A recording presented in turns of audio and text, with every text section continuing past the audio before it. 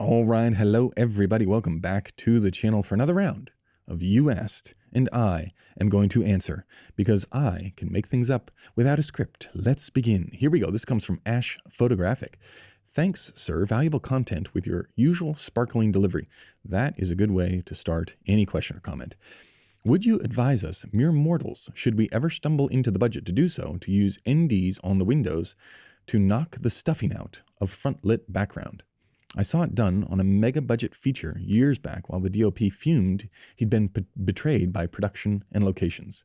Hated the location for this exact reason. The result looked excellent, but I didn't get to sit and watch every tweak they used to make it work. Yeah, the answer would be no.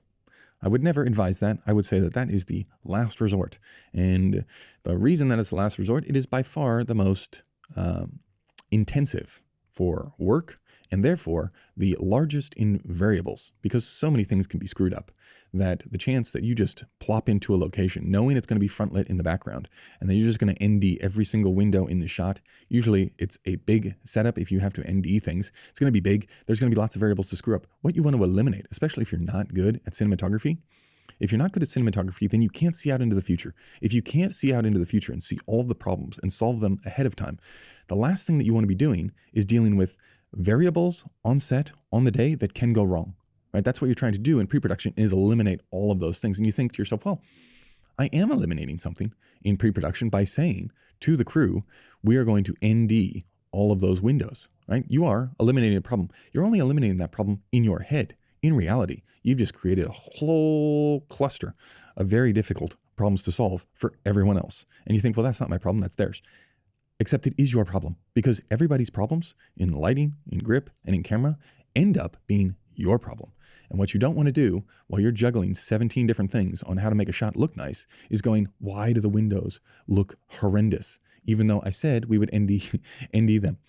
Or why is the producer so upset that it's gotten so expensive? The thing to do, like the real move with gelling the windows, is to say to the crew on the location, on the tech scout, is to say, hey, we have to be here and have this front lit thing in the background for some reason.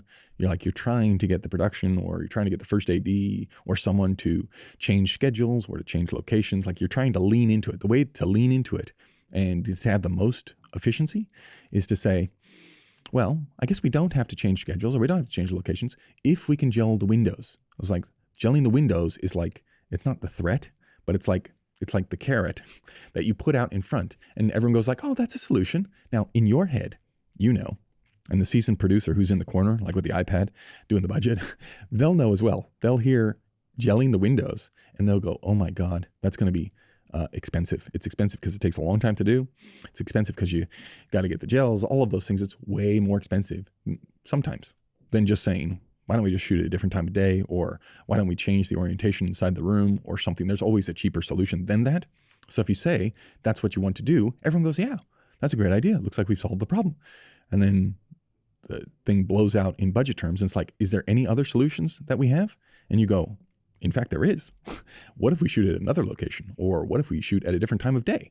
So it's like you are putting a constraint in the path of the decisions. And you know that it's going to bounce one way. And if you know the future of where it's going to bounce, you can be there. Just like, like you're scooping up fish in a river because you're diverting a stream. You're just there with a bucket or a big giant net to pick up all the problems and solve them. And you go, aha, look at me. I have the answer.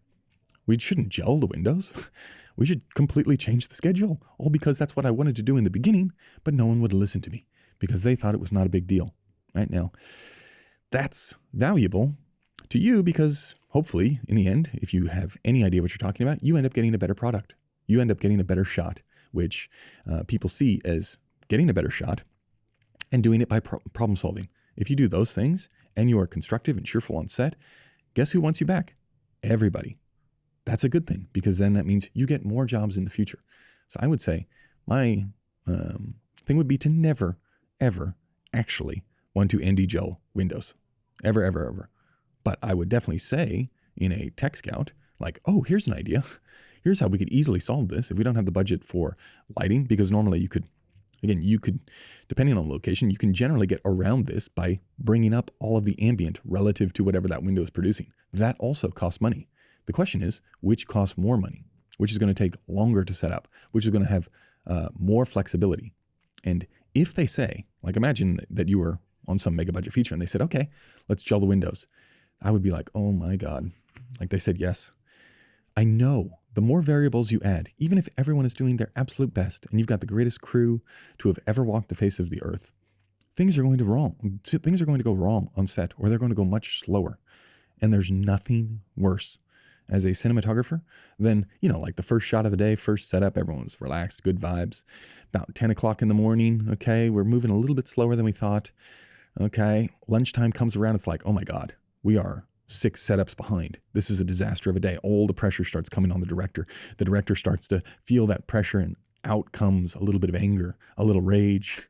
Maybe the actors aren't quite getting it, or something's taking too long. Now, when you don't want to be taking too long is in that right after lunch, sort of 2 o'clock to 3 o'clock phase, where everyone realizes that this thing is a sinking ship unless we drastically change things.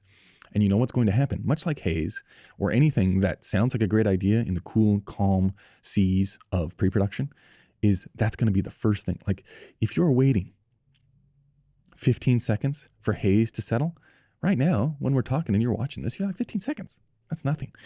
If you got 75 people on set and you are 6 setups behind and you got to wait 15 seconds for haze to settle every shot, you're going to feel the eyeballs just start, digging like a dagger into the back of your head all of the time. It's going to be uncomfortable. And then you're going to say, forget about it. I just can't take the pressure anymore. Forget about it. Take the ND gel away. And then it's going to look like hot garbage. You didn't get what you wanted, and it's going to be more expensive. It's like I would be looking to actively eliminate as many tricky variables as possible from the actual shoot day. ND gel sounds like a solution in pre-production. Get on set, sounds like a headache. Right? No matter how well it's done, it just is always something. If I can't control it immediately, like at least with level or ambient that you have to bring up to fight that, I feel like I have much more control over that. I feel like people are more familiar with it on set. Like maybe if there's an indie guru in your town and you happen to bring those people on board for whatever project you're working on, maybe. But it makes sense so few times out of the many times that you will be confronted with a front-lit background that I would say lean on something else before. Even though it sounds nice. Like I would go, if it was just like a standard house window, like the window in the background here, I would net it before I ND gelled it. ND gel, bottom of the list. Anyway. Okay, hope that helps. And we will see you in the next one. Goodbye.